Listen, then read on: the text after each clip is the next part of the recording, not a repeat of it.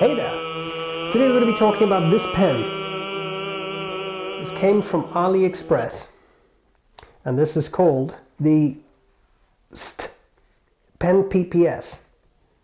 So ST, I know that stands for Saint Penpps. This is not Penbbbs, this is Penpps, which is interesting, and it's apparently a saint. Now, this pen has some interesting things going for it. Retractable nib. It's quite light. It's kind of fun. I'm going to cover the parts of the pen. I'll do a writing sample. I'll tell you what I like about it and what I don't like about it. Let's get started. Okay, here we go with the Saint Penpps retractable nib pen.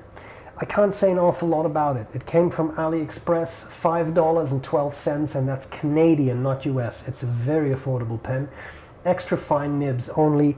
Came with a bag, and I mean an actual bag of cartridges. You got quite some writing ability there, and that's pretty much all I can say about it as to its background.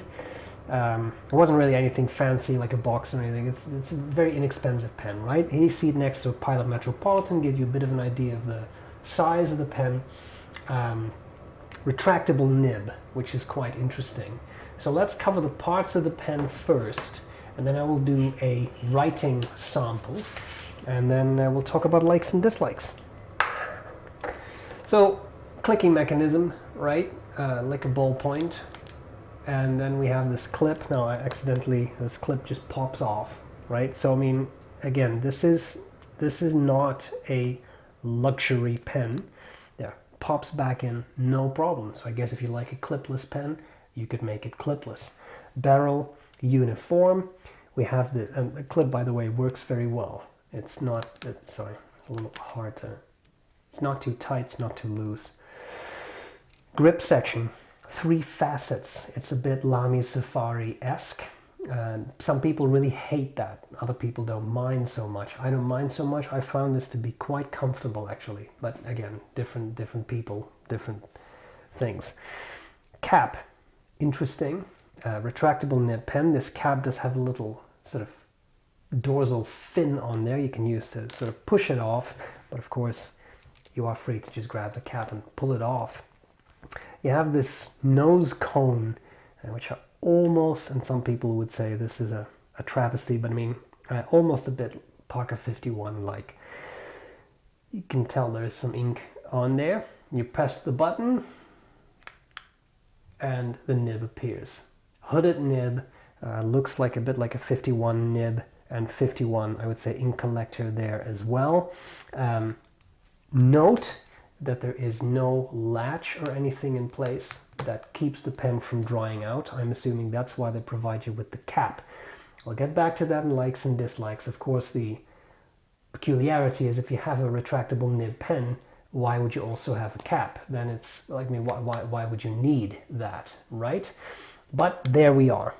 How do you fill this pen? Well, like I said, it comes with these cartridges. This is not quite a standard international cartridge. It's a bit longer, and the nipple is longer.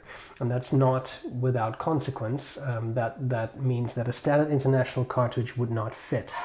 This one looks a little weird. I may have tried to push that into another pen, which may have warped the plastic a bit. Anyway, relatively large capacity cartridges, but don't think you'll be able to fit in standard international necessarily. Okay, when you unscrew the barrel, you get this sort of I call this a slide type converter. So this, where my thumb is, that actually, I'll try to be very careful because there is ink in here. You use that to slide. You see the piston move a bit. I don't want to expel any ink, but that's how it works. Of course, you would push it all the way down to push the air out, pull it all the way in to get more ink in. And there is a little ball agitator, which is quite nice to break surface tension. The whole mechanism, of course, is more or less, oh God, I hope I didn't just destroy that. But there we are, and then you have this plastic ring that just comes off. It's a $5 pen, right? So there we are. Okay, let's see if and how it writes. This is the Saint Penpps Retractable Nib pen. This has an extra fine nib, and the ink is Waterman Serenity Blue. I will honestly say, surprisingly nice nib. It's extra fine. There is some feedback. I'll shut up for a second so you can hear it. But I have seen way worse. Another thing I will say is that tiny little ink collector keeps up with ink with the writing speed very well. I have not seen this pen run dry. I have not had any hard starts. There may be something a little drier. I don't even think that's a skip. It's really... Try doing this with your pen at that speed. Often you get some sort of skips. This one just keeps going. Often, I mean often. If the nib is not really well tuned, you get skips, hard starts, etc.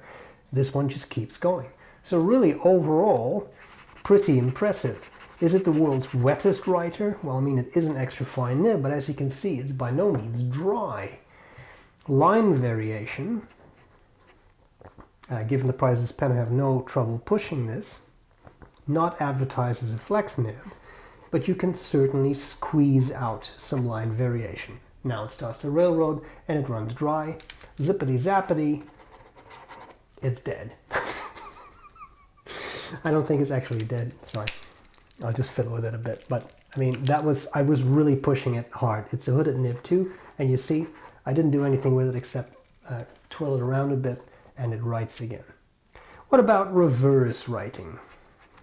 That's already quite fine, but you can make it even finer by turning it upside down.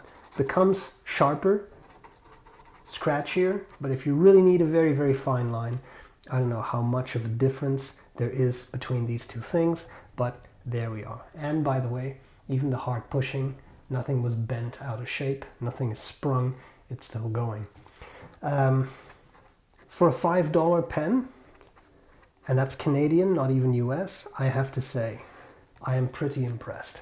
So let's talk about likes and dislikes. What do I like? What do I not like about this pen? There's a couple of things I think to really like.